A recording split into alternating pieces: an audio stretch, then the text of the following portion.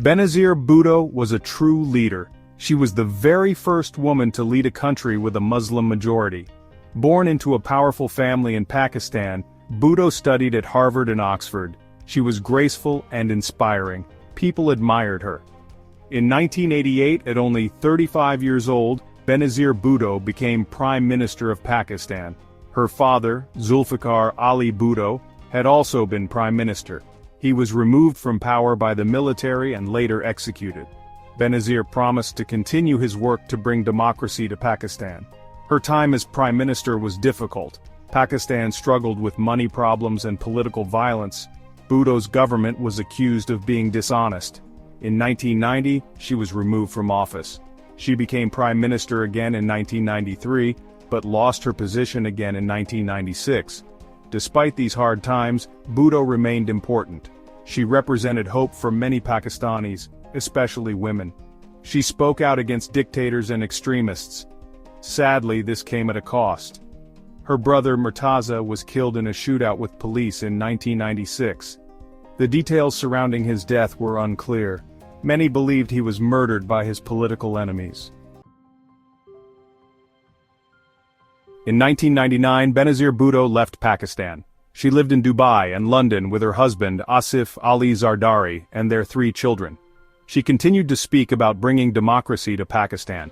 She remained a well-liked figure. In 2007, she decided to go back to Pakistan. Military ruler Pervez Musharraf had promised elections. Bhutto saw a chance to lead her country again. She knew it was dangerous, but she was determined to fight for democracy. On October 18, 2007, Bhutto landed in Karachi. Hundreds of thousands of supporters lined the streets to welcome her. It was a happy occasion, but it was also a tense one. Bhutto knew she had enemies. She was constantly in danger from extremists and political rivals.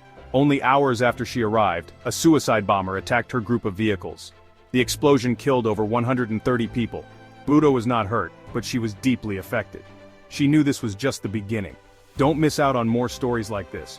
Subscribe to our channel for more historical documentaries. On December 27, 2007, Benazir Bhutto was campaigning in Rawalpindi. It was just weeks before the election. She was going to speak at a rally at Liaquat Bagh, a park in the middle of the city. The atmosphere was exciting. Thousands of supporters had gathered to hear her. They waved flags and shouted slogans. Bhutto arrived at the rally with many guards protecting her.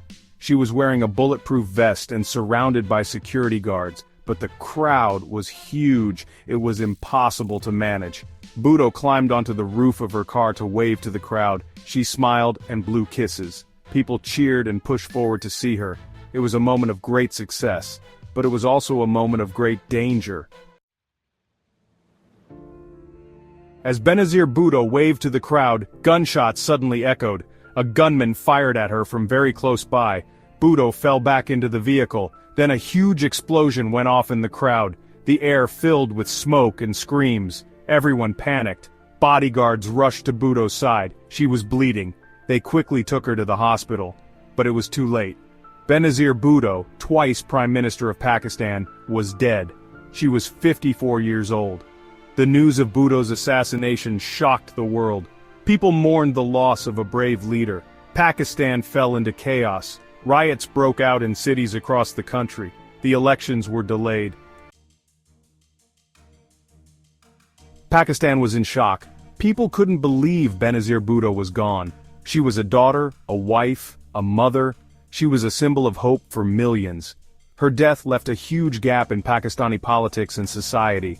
Millions of mourners lined the streets for Bhutto's funeral. She was buried next to her father in her family's tomb. World leaders sent their sympathies. They praised her bravery and commitment to democracy. But alongside the sadness, there was anger. Who killed Benazir Bhutto, and why? The government blamed the Pakistani Taliban. But many people didn't believe them. They accused the government of hiding the truth. The Pakistani government's first explanation of Bhutto's death was confusing. They said she wasn't killed by the gunshots or the bomb. They said she died from hitting her head. They said she hit her head on the sunroof lever of her car when she ducked during the attack. This explanation was hard to believe.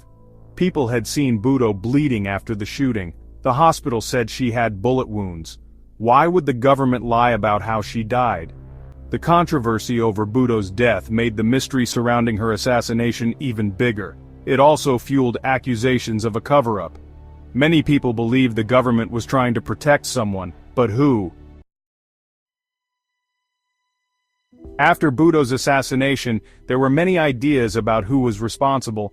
Some people blamed the Pakistani Taliban, others blamed the government. Still others blamed foreign intelligence agencies.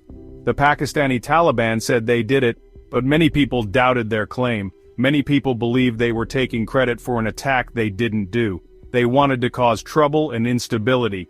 Suspicions also fell on the Pakistani government. Bhutto had many enemies within the military and intelligence agencies. They saw her as a threat to their power. Did they have her killed? There were also accusations of foreign involvement. Some people believe that foreign intelligence agencies wanted to destabilize Pakistan. Did they play a part in Bhutto's assassination? The assassination of Benazir Bhutto was a terrible event for Pakistan and the world. She was a brave leader who fought for democracy and women's rights. She inspired millions of people around the world. Bhutto's legacy is complicated. She was a leader who made mistakes, but she was also a symbol of hope in a country often ruled by fear. She showed that a woman could lead a Muslim-majority nation. Bhutto's death reminded us of the dangers faced by those who fight for freedom and democracy. It also reminded us how important these values are. Benazir Bhutto gave her life for what she believed in. Her sacrifice should not be forgotten. More than 16 years after her death, the assassination of Benazir Bhutto is still a mystery. No one has been punished for her murder. The Pakistani government has never done a full and open investigation. Many questions remain unanswered. Who ordered the attack on Benazir Bhutto? Who carried it out? And why was the crime scene washed clean so quickly, destroying important evidence? The assassination of Benazir Bhutto was a major turning point in Pakistani history. It left the country shocked and grieving. It also left behind many unanswered questions. Until these questions are answered, Pakistan will never truly be able to recover from this tragedy. Join us in demanding justice for Benazir Bhutto. Share this video, subscribe to the channel to receive all our future videos.